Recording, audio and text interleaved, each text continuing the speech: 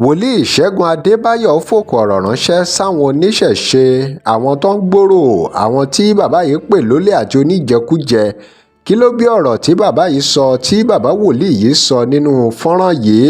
Kí ló dé tí wọ́n fi àwọn ọ̀rọ̀ yìí ránṣẹ́ sí wọn, pàápàá àwọn tó gbé orò lọ́jọ́sí tí wọ́n dínà ìwọ́de táwọn ọ̀dọ́ fẹ́ ṣe nílùú Èkó tí wọn ò fẹ́ jẹ́ káwọn èèyàn fi ẹ̀hónú wọn hàn?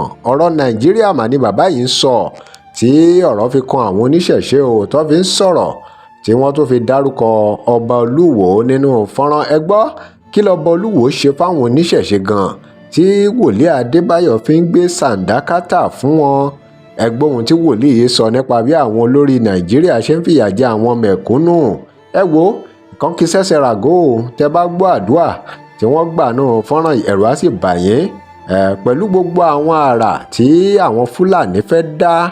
Gbogbo ẹ̀ náà ni bàbá yìí mẹ́nubà nínú fọ́nrán yìí. Ẹ gbọ́ ẹ̀kúnrẹ́rẹ́ ọ̀rọ̀ lẹ́nu wòlíì Adébáyọ̀.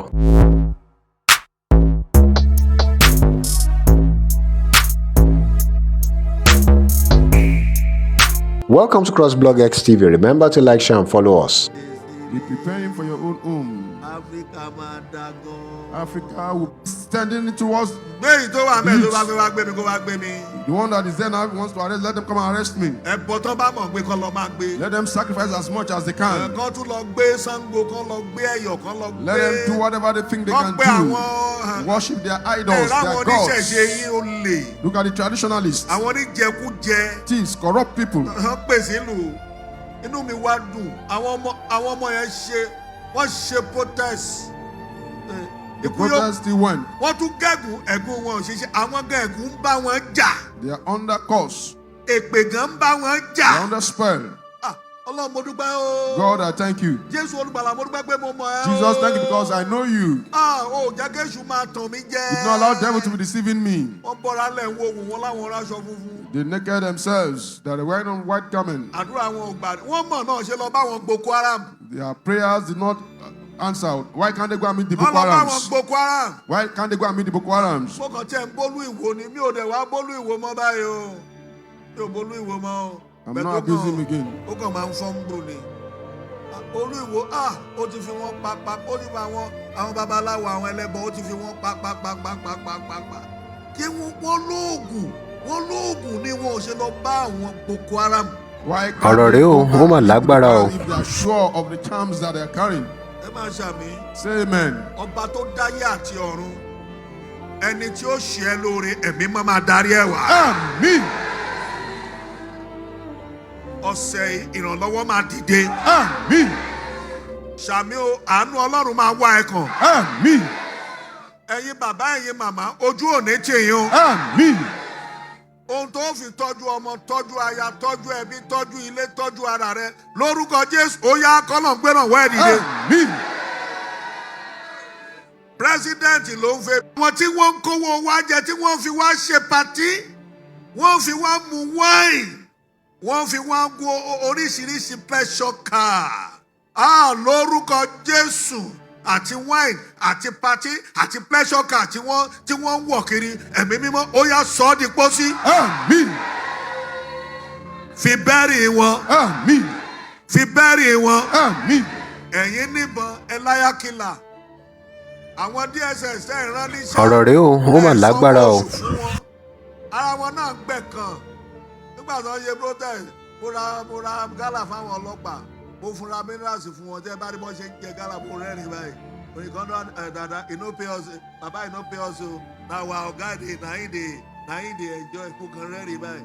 Wọ́n tún bára wọn du gálà ọlọ́pàá Nàìjíríà wọ́n tún tó yẹ kó rí bẹ́ẹ̀ àwọn ọlọ́pàá ìlú òyìnbó wọ́n á mu kọfí beautiful tea beautiful cloth beautiful shoe beautiful tẹ́ bá rí mọ́ Ọlọ́run o àwọn olórí wa fìyà jẹ wá. Ẹ̀mí mímọ́ ogun ọ̀run àpáàdì jẹ́ ó ṣílù wọ́n. Àmín. Káwa wà lálàáfíà. Àmín. Ọlọ́run ọ̀run a fẹ́ kó tọ́jú wa wá tọ́jú wa. Àmín. Ọlọ́run jọ̀ọ́ wá tọ́jú wa. Àmín. Máa tọ́jú wa o. Àmín. Máa tọ́jú wa o. Àmín. Ìdílé kankan lórílẹ̀‐èdè má jọ sunkún fébi. Àmín. ìjọba àwọn Fúlàní Olúwa wó wọn dànù. Àmín. Mo ti ẹ̀ gbọ́ good news wọ́n láwọn Haúsá sọ pé àwọn fẹ́ lé wọn. I heard the good news that the Hausa says they want to chase away the Fulanis. Wọ́n dẹ̀ ti bẹ̀rẹ̀. And we started working on that. Mo gbọ́. I heard it.